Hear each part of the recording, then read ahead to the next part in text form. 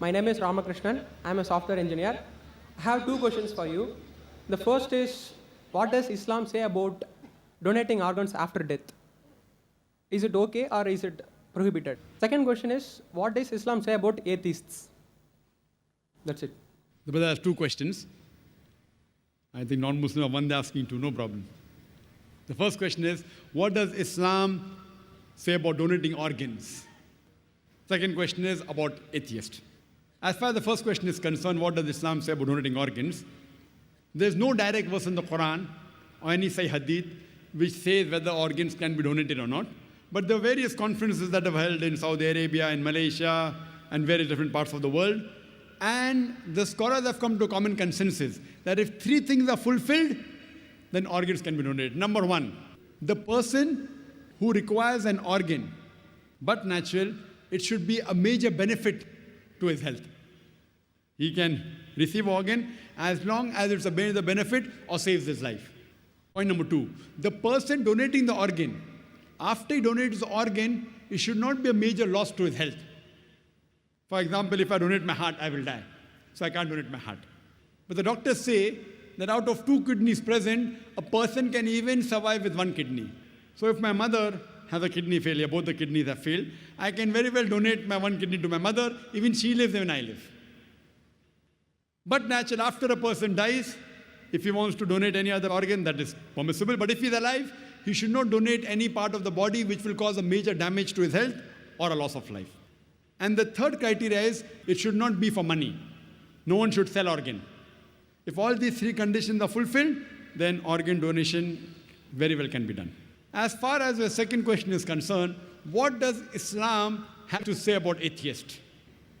As far as I'm concerned, whenever I meet an atheist, are you an atheist, brother? He said no. Whenever I meet an atheist, the first thing I do is I congratulate that atheist. People may wonder that why is Zakir congratulating atheists? The reason I'm congratulating atheists is because most of the human beings, they usually do blind belief. He is a Hindu because father is Hindu. He is a Christian, father is a Christian. Many Muslims are Muslim because father is a Muslim. Now this atheist, he's thinking. He may be coming from a religious background. His father may be pious. But he does not believe that how can there be a God who requires to eat, a God who can die, a God who can lie. So the reason I congratulate the atheist is because he has said the first part of the Islamic Shahada, Islamic creed, La ilaha, that there is no God. The only thing I have to do is illallah, but Allah, which I shall do inshallah. So half my job is done. To a non-Muslim who believes in some other God, first I have to prove to him that the God he's worshipping is wrong. And after I prove to him that the God he's worshipping is wrong, then I have to prove to him about the correct God. Here, the atheist, half my job is done. He already agrees in the first part of the Islamic Shahada, La ilaha, there is no God. The only thing I have to do is illallah, which I shall do inshallah. The first question asked to the atheist is that, what is the definition of God? If anyone says there is no God, to say there is no God, he should know the definition of God. If he does not know the definition of God, he cannot say there is no God. For example, if I say this is a pen, is this a pen? No. It's a book. To say this is not a pen, you should know the definition of pen.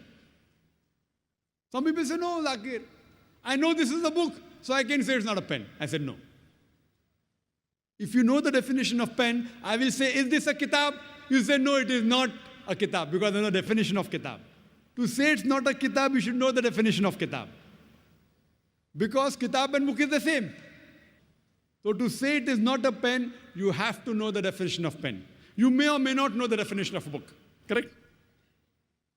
So similarly, to say there is no God, you should know the definition of God.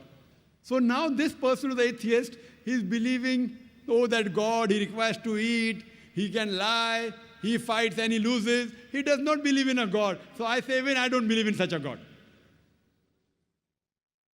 La ilaha. Then I tell to him the correct concept of God. And the correct concept of God is mentioned in Surah Ikhlas, chapter number 112, verse number 1 to 4, which I shall discuss in the last day of the conference, inshallah. That is on 20th of January. So what he's doing, he is rejecting the false God. Then I ask the question to the atheist, that if suppose there is equipment which is brought in front of you, who no one in the world has ever seen, no one knows about it. And if I ask the question, that who will be the first person who will be able to tell you the mechanism of that equipment? The atheist will tell. The first person who will tell the mechanism of this equipment, who no one in the world has seen, it is the creator. Some may say the manufacturer. Some may say the inventor. Some will say the person who has made it, maker. He may say creator, maker, inventor, manufacturer. Whatever he says, it will be somewhat similar. Don't grapple with the words. What he says, accept it. Then ask him. Then repeat the lecture which I gave, which I don't intend repeating, that how did the universe come into existence? So he will tell about the Big Bang. Then I'll tell him that when did you come to know? He will tell you in 1973, yesterday in science, 30 years back, 40 years back. I will say, what you are talking about the Big Bang you came to know 30 years back is mentioned in the Quran 1400 years ago. Who could have mentioned it? He will say, maybe it's a fluke. Don't argue with him. Continue. What is the shape of the earth? He will tell you, previously people thought it's flat, now we know it's spherical. When did you come to know? He will tell you 1577, when Sir Francis Drake sailed around the earth. When? 300 years back, 400 years back, 450 years back. The Quran mentions 1400 years ago. Who could have mentioned it? He will say, oh, maybe your prophet Muhammad, peace be upon him, he was an intelligent man. Don't argue, continue. Light of the moon, is its own light or reflected light? He will tell you, previously we thought light of the moon was its own light. Recently we have come to know a couple of hundred years back, it's reflected light. It's mentioned in the Quran, Surah Furqan, chapter 25, verse 61. Light of the moon is reflected 14 years back. Who could have mentioned it? Now we'll pause. Don't wait for the answer. Continue. In school, I was taught that the sun was stationary. It did not rotate about its axis. You'll have, is that mentioned in the Quran? I said, no, that's what I learned in school. But the Quran says the sun and the moon rotate, which we have come to know recently. In school, 25 years back, I was told the sun did not rotate. The Quran says 14 years back that the sun rotates, which science has discovered today. Who could have mentioned that? There'll be a pause. Don't wait for the reply. Continue. So all the scientific things I mentioned in my talk, after each scientific fact, ask him who could have mentioned it before. And finally, he will tell the creator, the manufacturer, the inventor, the maker. This creator, this manufacturer, this producer, this inventor, we in Islam call as Allah. That's the reason today science is not eliminating God, la ilaha, it is eliminating models of God, illallah. Therefore, Sir Francis Bacon, a very famous philosopher, he said that little knowledge of science makes you an atheist, in-depth knowledge of science makes you a believer in God.